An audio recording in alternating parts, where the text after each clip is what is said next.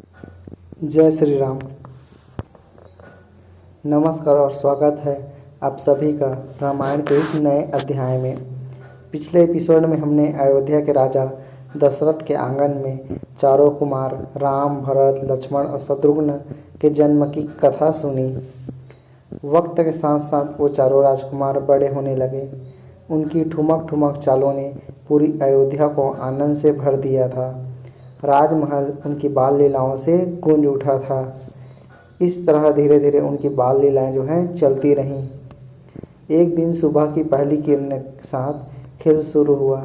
बड़े भाई राम ने उत्साह से सभी भाइयों को इकट्ठा किया और अपनी धनुष उठा ली। उनकी इच्छा थी कि अमरई में पक चुके आमों को तीर से गिराया जाए और देखा जाए कि कौन सबसे ज़्यादा आम इकट्ठा करता है। खेल में थोड़ी शरारत भी हुई। छोटे भाई शत्रुघ्न को लगा कि लक्ष्मण ने उनका धनुष तोड़ दिया और राम को लगा कि लक्ष्मण ने उनका आम छीन लिया। इस तरह की मौज मस्ती मनोरंजन से उनका बचपन चल रहा था। लेकिन ये बाल लीलाओं का समय अब समाप्त हो रहा था।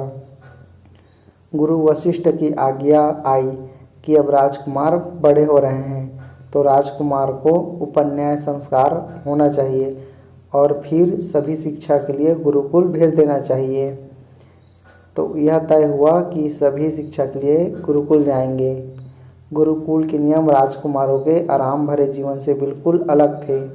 गुरु वशिष्ठ ने उन्हें समझाया कि यहाँ सब समान हैं, कोई राजा नहीं है और कोई साधारण नहीं है।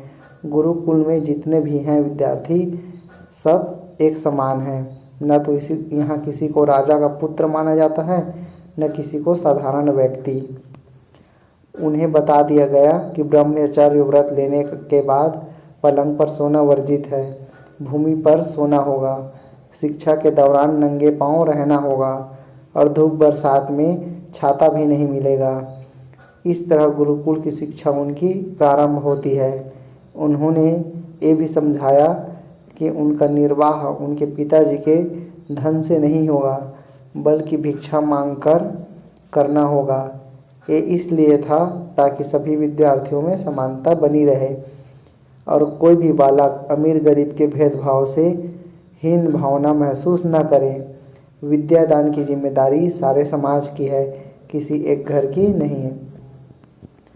जब सभी भाई ने इन कठिन नियमों को सुना तब छोटे भाई शत्रुघ्न के आंखों में आंसू आ गए। उन्होंने मासूमियत से गुरु वशिष्ठ से बस एक ही सवाल किया, क्या वहाँ माँ की लोरी सुनने को मिलेगा कि नहीं। उन्हें लोरी सुने बिना नींद नहीं आती थी। गुरु ने हंसकर कहा कि जिसके नाम से दुश्मन ढल उठेंगे वो जन्म भर माँ की लोरी ही सुनता रहेगा क्या। आखिर वो पवित्र दिन आ गया जब चरणों में भाइयों ने ब्रह्मचर्य व्रत धारण कर लिया और गुरु वशिष्ठ ने उन्हें ज्ञान और आदर्श की दीक्षा दी। तुम सबसे पहले ब्रह्मा के ब्रह्मचारी हो। मेरे जो उत्तम गुण हो तुम केवल उन्हीं को ही ग्रहण करना, मेरे अवगुणों को ग्रहण नहीं करना है। इस तरह गुरु ने उन भाइयों को, चारों भाइयों को उपदेश दिया और इस तरह उनकी शिक्षा शुरू हुई। दिन में कठोर अध्ययन और रात में जब सब थक कर सोने की कोशिश करते तो उन्हें अयोध्या की याद आती। तब बड़े भाई राम ने अपने भाइयों का दुख समझा। उन्होंने अपने भाइयों को प्यार से अपने पास बिठाया और उन्होंने वो लोरी सुनाई जो उनकी माँ सुनाया करती थी। राम के प्रेम और लोरी ने उन भाइयों का जो है दिल दहला दिया, मतलब दिल में प्रेम भर दिया। और गुरुकुल में वो केवल राजकुमार ही नहीं बल्कि धर्म के पथ पर चलने वाले आदर्श योद्धा बन रहे थे।